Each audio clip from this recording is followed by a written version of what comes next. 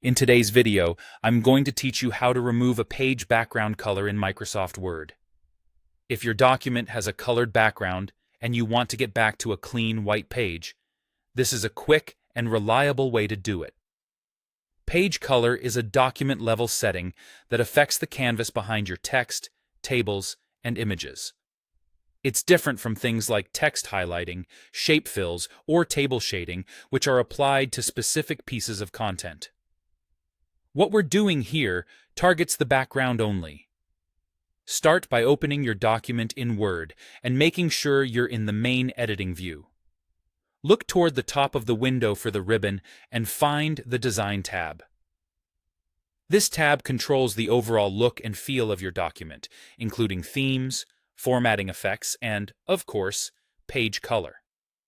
Once you're on the Design tab, locate the Page Color button.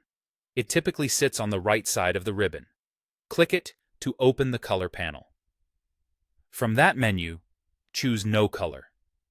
The moment you do, Word removes the background tint and returns the page to the default, paper-like appearance. You'll know it worked if the background shifts to white or whatever your default page looks like in your theme. This change doesn't alter your text, images, or layout. It also won't remove color from highlighted words, shaded table cells, or colored shapes, because those are content-level formats. If you still see color after choosing No Color, it likely means you're looking at one of those other elements, or possibly a watermark, or an image that stretches across the page. Those items are separate from page color and would need to be adjusted individually. A few quick tips to keep in mind. If your document uses section breaks, page color is typically applied at the document level, so choosing No Color should clear the background throughout. If anything appears inconsistent, scroll through to confirm the look across your pages.